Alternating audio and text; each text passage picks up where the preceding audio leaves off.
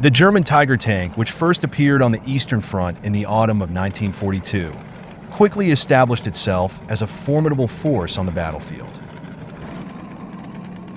Its thick armor struck fear into the hearts of Soviet tank crews who watched in despair as their shells bounced harmlessly off its hull, while its powerful 88mm gun turned their own tanks into burning wrecks. Even after the Soviet T-34 tanks were upgraded with an 85mm gun, they still couldn't outmatch the Tigers.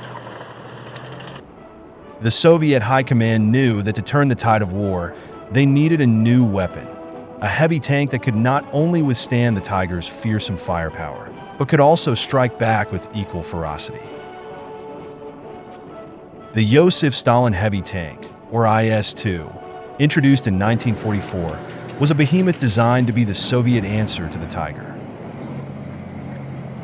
With its monstrous 122mm gun and heavily armored hull, the IS-2 was built to go head-to-head with the German Big Cat. In the spring of 1944, the stage was set for an epic confrontation as these two steel titans prepared to clash on the battlefields of Eastern Europe. At the onset of 1944, the Eastern Front was a cauldron of fire and fury. The Red Army, fueled by their recent victories, was relentlessly pushing westward, determined to bring the German Reich to its knees. Yet, despite their losses and retreating lines, the German Wehrmacht remained a formidable force, far from the broken army the Soviets hoped to encounter. The stakes were high as the Soviets set their sights on Romania, a country whose oil fields were crucial to the German war efforts. Marshal of the Soviet Union, Ivan Konev, commanding the 2nd Tank Army and supported by the 27th Army, initiated a major offensive in April and May of 1944. His objective was to break through the German-Romanian defenses along the Pruth River and clear the path to the Plosti oil fields in Central Romania, which were fueling the German war machine. His armored forces numbered 650 tanks and self-propelled guns. The key to Soviet success lay in breaching the front near Targul Frumos, a small town that would soon become the site of one of the most intense clashes of the war. For the Germans, their only hope was to halt the Soviet advance with a series of expertly executed defensive actions and deadly ambushes.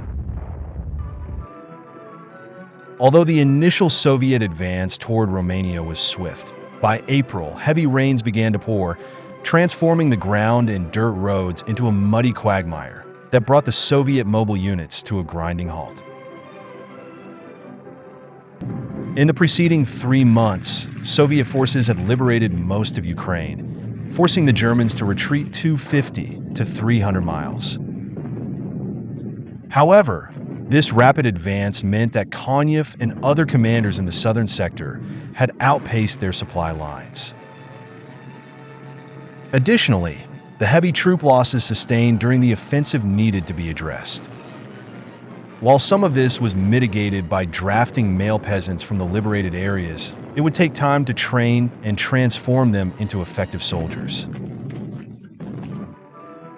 With the onset of the muddy season, Stavka, the Soviet High Command, instructed all front commanders to adopt a defensive posture. This strategy served a dual purpose. It provided time to train new recruits and allowed supply depots to move closer to the front lines. Additionally, Stavka used this period to amass forces for a new offensive, one aimed at delivering a decisive blow to the center of the German line on the Eastern Front in a massive summer campaign. While Konev waited for the ground to dry out enough to resume limited operations, the Germans took advantage of the lull to reorganize their forces. On April 1st, Colonel General Ferdinand Schorner assumed command of Army Group South Ukraine. Within this command structure, the 8th Army, led by General Otto Wöhler, comprised a mixed force of German and Romanian units, collectively designated as Army Group Wöhler. On paper, this force boasted 30 divisions, but 17 of them were Romanian, with varying levels of effectiveness, from good to poor. Many of the remaining German divisions were reduced to little more than battle groups due to previous engagements. Wüller's primary striking power resided in his panzer divisions, the 23rd, 24th, and 3rd SS Totenkopf, and the elite Panzergrenadier Division Grossdeutschland. Faced with the challenge of defending a wide front against likely Soviet armored attacks, Wüller employed his mobile forces as fire brigades, ready to rapidly respond to any Soviet advances that threatened his line.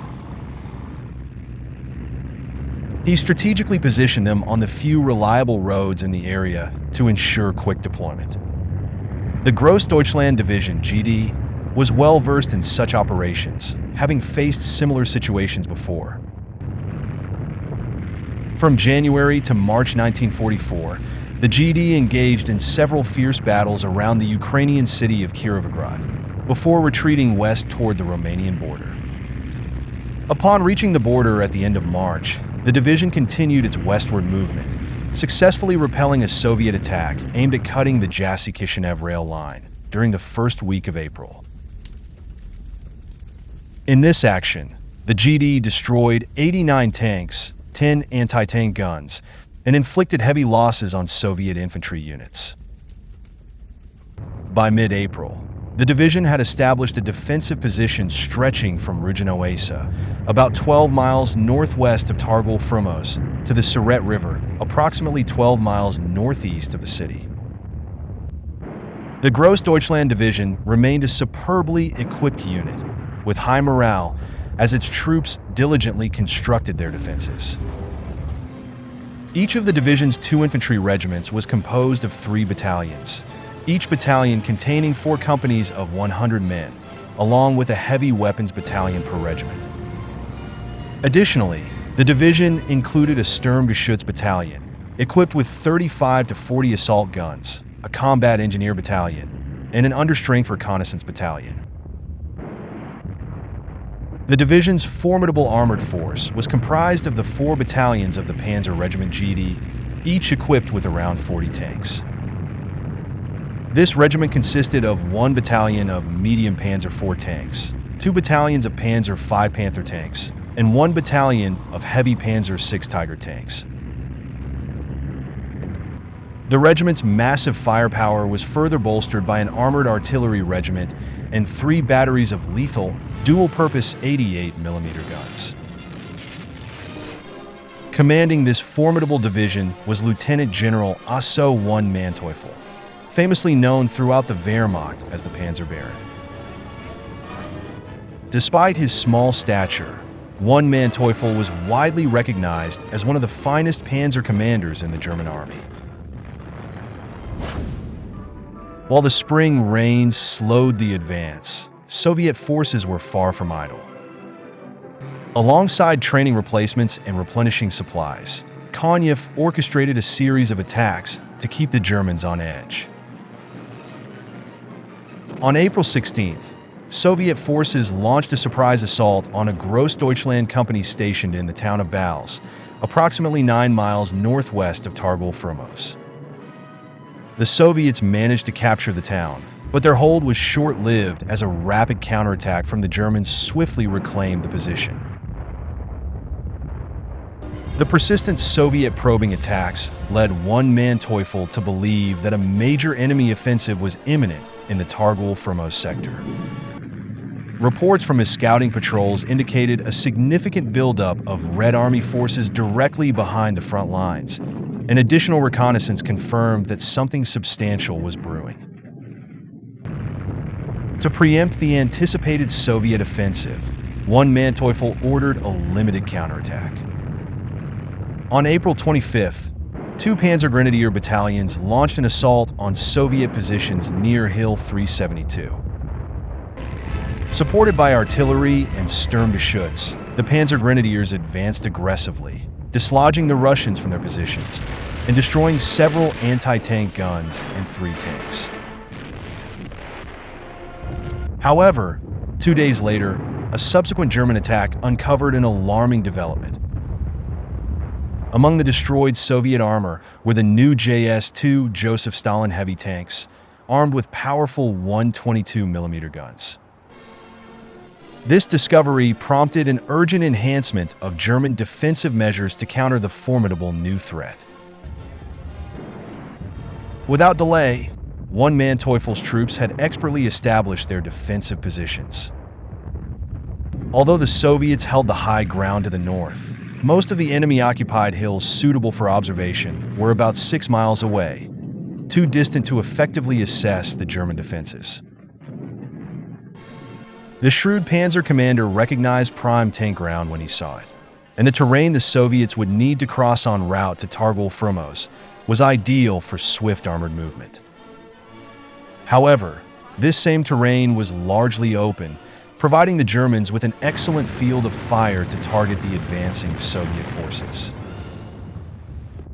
The Panzer Grenadier and Fusilier regiments of the Grossdeutschland Division would be at the forefront of the impending assault. With the ground now dry, Konev planned to unleash his tanks in a direct, powerful strike against the Germans, aiming to break through the Grenadiers and Fusiliers and rapidly drive across the valley in a swift, overwhelming assault. The German entrenchments were well fortified, with anti-tank guns and dug-in Stugs providing formidable defense. Hills 192 and 197, located west of the town of Polyeni, offered the Germans prime observation points to direct artillery fire onto the Soviet approaches. Similarly, Hills 254 and 372 provided the same advantage for monitoring and countering any Soviet forces attacking farther to the west. In addition, a second line of defense, heavily armed with anti-tank weapons and infantry, was established about a mile behind the primary line of resistance.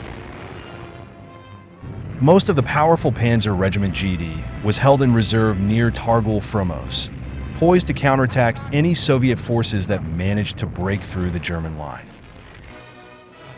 One Manteufel strategically positioned his headquarters on a hill behind Targul Frumos, offering a perfect vantage point over the entire sector.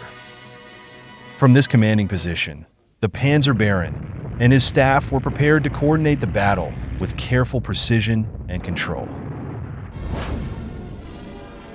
The Germans anticipated that the Soviet offensive against Targul Frumos would begin on May 1st, the holiday of the proletariat. Air reconnaissance confirmed the continued buildup of tank and infantry concentrations in front of the German lines, but the expected attack did not come. Dawn broke on May 2nd around 4 a.m., and just moments after the first light appeared, the Soviets unleashed a ferocious artillery barrage. As shells rained down on the German positions, the infantry desperately clawed deeper into the earth, praying that death would pass them by. Amid the deafening roar of exploding shells, the cries of the wounded could be heard, but miraculously, most of the German entrenchments sustained minimal damage. The soldiers braced themselves, knowing that the real battle was just beginning. At around 5 a.m., the roar of tank engines shattered the early morning stillness, signaling the start of the ground assault. Armor from the 2nd Tank Army, supported by infantry from 27th Army, began to advance. The battle was now fully underway, and the Germans prepared to face the full might of the Soviet offensive. The Soviet attack plan involved a powerful armored assault with 200 to 250 tanks targeting Panzer Grenadier Regiment GD. To keep the Germans off balance, additional armored infantry attacks were launched against the junctions between Panzer Grenadiers and Fusilier Regiment GD, which was defending the German right flank. The T-34 medium tanks and IS-2s unleashed point-blank fire on the Panzer Grenadier positions as they thundered forward. Advancing through the valley between Ruginoasa and Hill 372, the Soviet tanks charged at full speed, slamming into the German line with devastating force. The Germans responded with everything they had, but the overwhelming power and momentum of the steel behemoths bearing down on them proved difficult to match. Many of the seasoned veterans had witnessed this scenario play out repeatedly as Soviet material superiority grew on the Eastern Front. As the Russian tanks closed in nearly upon them, the men in the front-line positions hunkered down deeper into their foxholes, allowing the Soviet armor to roll directly over their positions. It took immense courage to remain still as a 57-ton beast like the IS-2 rumbled overhead, but not everyone could hold their nerve. Some of the Panzer Grenadiers broke under the pressure, jumping up and fleeing in panic. Those who did were met with a grim fate. Some were mowed down by machine gun fire, while others were tragically crushed beneath the relentless steel treads of the advancing Russian tanks. The 1st Battalion of the Panzer Grenadier Regiment faced especially severe losses. As Soviet tanks advanced, the Panzer Grenadiers tried to re-establish their firing positions, but the Red Army infantry was already closing in. Realizing it was time to disengage, several units began withdrawing to secondary defensive positions. In the meantime, the Soviet tanks had surged ahead, leaving their infantry support behind. The infantrymen, who had been riding on the tanks, were forced off by machine gun and rifle fire, leaving the advancing tanks to continue alone. Suddenly, hidden German anti-tank guns unleashed a barrage of fire. One by one, Soviet tanks were destroyed as the deadly 75mm and 88mm shells hit their targets. Despite heavy losses, the tanks continued their advance toward Targul Frumos. German Sturmgeschütz then joined the fight, also firing from concealed positions. The 1st Company particularly excelled in this battle, taking out several of the massive tanks as they pressed forward toward their goal. After navigating the barrage of anti-tank and assault gunfire, 10 of the Russian T-34s found themselves in the assembly area of Colonel Willy Langkeit's Panzer Regiment. Both sides were caught off guard, but the German gunners responded more quickly. In mere seconds, the 10 tanks became raging steel infernos, with no losses on the German side. Seeing their fellow soldiers in trouble, some of the slower IS-2s paused and began firing on the panzers from as far as a mile and a half away. One Manteuffel was at Langkeit's headquarters when the barrage commenced. At first, both commanders believed they were being fired upon by their own side. It didn't take long for them to understand that they were facing the new Soviet heavy tanks.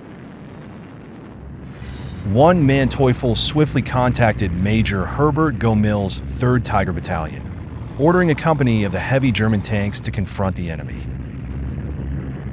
While the Tigers and IS-2s exchanged fire from a distance, a company of the more agile Panzer IVs used the limited cover in the area to move up to 3,000 feet from the Soviets. As the 75mm shells started hitting their targets, the remaining Soviet tanks withdrew, leaving several burned-out hulls behind. Approximately 250 Soviet tanks were destroyed in the area between Targul Frumos and the front line of the Panzer Grenadier Regiment GD, with the Germans losing only a handful of their own tanks. It was an outstanding victory for the Germans, but the battle was far from over. In the Fusiliers sector, the Soviets launched a similar combined assault. The Fusiliers, like the Panzer Grenadiers on their left, allowed the Russian tanks to pass over their positions before emerging to confront the accompanying infantry. As the Soviet armor advanced without its infantry support, it eventually reached the command headquarters. With his staff gathered around him, the regiment commander ordered a close-quarters counterattack. Using hollow charges, sticky mines, and bundles of grenades, the Germans systematically destroyed 24 enemy tanks. At around 11 a.m., a second Soviet attack managed to breach the Fusiliers' line at several points. However, the Soviet infantry was once again unable to keep pace with their advancing armor. Recognizing the threat posed by the Soviet tanks, Colonel Lankite ordered the majority of his regiment to turn and engage the enemy. By noon, the Germans had destroyed another 30 Soviet armored vehicles, leaving them burning across the Romanian countryside. German bombers, along with Colonel Hans-Ulrich Rudel's renowned tank-busting Ju-87 Stuka bombers, joined the fray, intensifying the chaos. The relentless air assault thoroughly disoriented the remaining Soviet tanks, causing them to flee the battlefield in disarray. The Stukas also targeted Soviet artillery positions, destroying the guns that had been bombarding the Germans just hours earlier. The combination of ground and air attacks effectively cleared the field, leaving the Germans in control of the battlefield. During the night of May 2nd, Colonel Lankite repositioned some companies of Panthers and Tigers closer to the front line to provide direct support to the entrenched infantry. Additionally, anti-tank guns were redeployed to new positions, ensuring they would not be easily targeted by Soviet artillery the following day. On May 3rd, the Soviets launched a renewed assault on both the Panzer Grenadiers and the Fusiliers. As Soviet tanks breached the infantry positions, they were met with a devastating hail of steel from the newly positioned Tigers, Panthers, and anti-tank guns. German gunners unleashed a relentless barrage at the advancing Soviet forces, halting the attack and compelling the surviving tanks to retreat once more. The combined firepower of the German tanks and anti-tank defenses proved too overwhelming for the Soviet assault, forcing a strategic withdrawal. Despite their efforts, the tank crews of the 2nd Tank Army and the infantry of the 35th Rifle Corps failed to break through to Targul Frumos. While they managed to push back the German line in some areas, the strain of 2 days of relentless fighting began to take its toll. The situation was just as dire for the Germans. As night descended on May 3rd, the fatigued infantry retreated to their foxholes, wondering how much longer they could endure the endless waves of Soviet tanks and soldiers. Many companies had been reduced to mere platoons, and although the Panzer Regiment remained largely unscathed, the burden of holding the line fell on the shoulders of the worn-out infantry. The Soviets changed their tactics on May 4th, shifting from a broad front assault to a concentrated attack on select points. After bombarding these breakthrough areas with everything from mortars to rockets, they advanced, intent on destroying anything in their way. The fighting was especially brutal around Hill 256, just southeast of Cucutini. Soviet and German infantry battled fiercely for control of a crucial observation point that overlooked the entire sector. Hand grenades, flamethrowers, and razor-sharp entrenching tools were the primary weapons in the struggle, as each side sought to drive the other from the strategic position. In another sector, Captain Meyer, leading the 2nd Battalion of the Panzer Grenadier Regiment, spearheaded a counterattack to reclaim the village of Drjesti, which had been captured by the Soviets on May 2nd. The ensuing hand-to-hand combat was fierce and brutal. Despite being wounded during the fight, Meyer's determined assault group managed to drive the Soviets out of the village, successfully retaking it and restoring the position to German control. By the evening of May 4th, the German line had been relatively stabilized, except for the ongoing struggle for Hill 256. On May 7th, a counterattack by Fusiliers, supported by Panthers and assault guns, successfully drove the Soviets off the hill. Despite their fierce efforts, the Soviets had been unable to breach the German defenses and open the path to Targul Frumos and the Plosti oil fields. For the time being, the Red Army threat in Romania had been repelled, and the immediate danger was quelled.